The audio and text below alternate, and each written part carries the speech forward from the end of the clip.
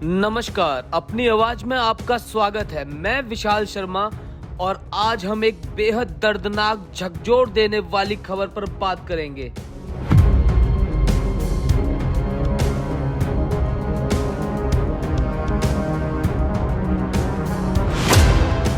उत्तराखंड के केदारनाथ धाम के पास एक हेलीकॉप्टर क्रैश हुआ।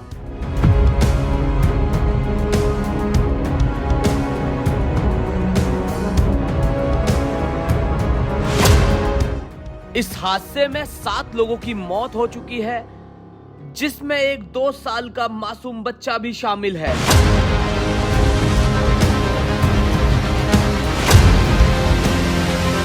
इस खबर को बस एक दुर्घटना समझकर मत गुजरने दीजिए।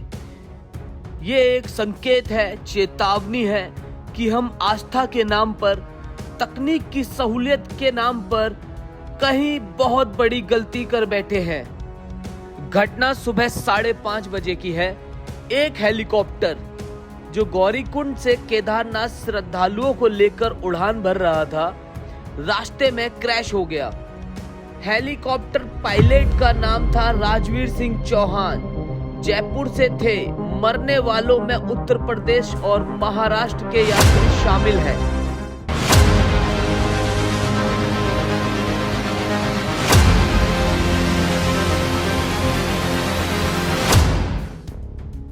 और एक 2 साल का मासूम भी। स्थानीय प्रशासन, एनडीआरएफ, एसडीआरएफ मौके पर पहुंच चुके हैं, लेकिन आग में जलने की वजह से शवों की पहचान करना बेहद कठिन हो गया है। डीएनए टेस्ट के जरिए की जा रही है पहचान। अब आप सोच रहे होंगे ये एक दुर्भाग्यपूर्ण घटना है, लेकिन सुनिए, पिछले 45 दिनों से ये तीसरा हेलीकॉप्टर क्रैश है। सिर्फ केदारनाथ यात्रा में 8 मई को उत्तरकाशी क्रैश, 6 मौतें।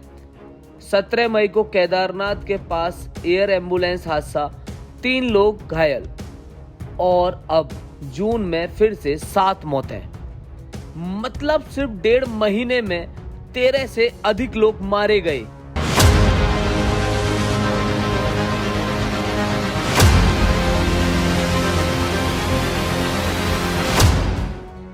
और ये सब श्रद्धालु थे, दर्शन के लिए जा रहे थे या लौट रहे थे। अब सवाल उठता है, हेलीकॉप्टर सेवा क्या इतनी जरूरी है? केदारनाथ यात्रा सैकड़ों वर्षों से हो रही है। लोग पैदल चलते थे, खच्चर लेते थे, डोली में बैठते थे। कठिन होती थी पर सुरक्षित होती थी। आज के समय में चॉपर से 15 मिनट में ऊपर केदारनाथ पहुंच जाना और 15 मिनट में लौट आना सुविधा है, लेकिन ये सुविधा कहीं मौत का बुलावा ना बन जाए। क्या सभी हेलीकॉप्टर ठीक है? क्या उनकी मेंटेनेंस हो रही है?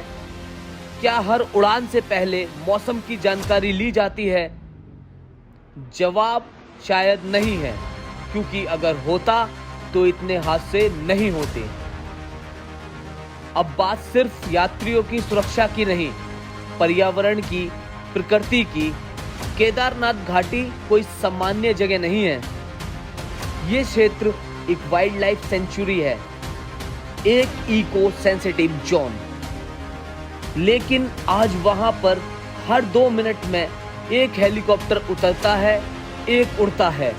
पहाड़ों में कंपन होता है, जोर की आवाज होती है, जंगल के जानवर भाग जाते हैं, पेड़ पौधे प्रभावित होते हैं। क्या भगवान केदारनाथ यही चाहते हैं? हर आपदा के बाद दुख जताकर हम छुट्टी पा लेते हैं। कोई ठोस नीति नहीं बनती, कोई जवाबदेही तय नहीं होती। अब सरकार कह रही है हेलीकॉप्टर सेवाओं पर रोक लगा दी गई है। मुख्यमंत्री पुष्कर सिंह धामी ने कहा, अब उड़ान से पहले टेक्निकल चेक जरूरी होगा, मौसम अपडेट लिया जाएगा। पर क्या यह फैसला हादसे से पहले नहीं लेना चाहिए था? आपने 12 साल पहले केदारनाथ त्रासदी से कुछ नहीं सीखा। 2013 की बाढ़ में हजारों लोग मारे गए थे, झीलें फटी, लाशें हरिद्वार तक बहकर आई थीं। और अब वही लापरवाही हेलीकॉप्टर की भरमार, कमाई की होड़, मौसम की अनदेखी। क्या ये एक तबाही का संकेत नहीं है? केदारनाथ कोई पिकनिक स्पॉट नहीं है, ये एक तपस्थली है, एक तीर्थ। हमारे बुजुर्ग कहा करते थे, भगवान आसानी से नहीं मिलते, तपस्या करनी पड़ती है। लेकिन आज ये यात्रा एक इंस्टाग्राम की रील बन गई है। चौपर से पहुंचो, सेल्फी लो और लौट आओ। श्रद्धा में सुविधा घुस गई है और अब जान का खतरा भी है। सरकार को पर्यावरण के लिहाज से स्पेशल उड़ान नीति बनानी चाहिए। हेलीकॉप्टर उड़ानों की संख्या सीमित होनी चाहिए। मौसम साफ हो तभी उड़ान की अनुमति हो। चॉपर कंपनियों की लाइसेंसिंग सख्त हो। मेंटेनेंस का रजिस्टर अनिवार्य हो। और सबसे जरूरी, केदारनाथ जैसे स्थानों को फिर से तीर्थ बनाया जाए, टूरिस्ट डेस्टिनेशन नहीं। हमारा मकसद श्रद्धालुओं को डराना नहीं है, मकसद है जागरूक करना। हम भी गए वहाँ और हमने वो कंपन, वो भीड़, वो तेज आवाजें महसूस की हैं। अगर आप आस्था रखते हैं तो भगवान को पाने के लिए थोड़ा सा कष्ट भी सही है, ताकि आपकी श्रद्धा, आपके शरीर और आपकी प्रकृति तीनों सुरक्षित रहें। ध्यान दें, यह एक हेलीकॉप्टर हादसा नहीं है, यह सिस्टम की विफलता, लापरवाही और हमारी मानसिकता का आईना है। हम मृतकों को श्रद्धांजलि अर्पित करते हैं। भगवान उनकी आत्मा को शांति दे और परिवार को शक्ति दे।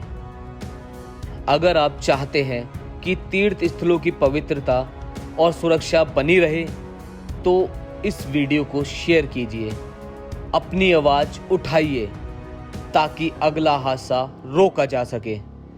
अपनी आवाज में आज बस इतना ही। फिर मिलते हैं एक नई सच्चाई और नई पड़ताल के साथ। जय हिंद, जय भारत।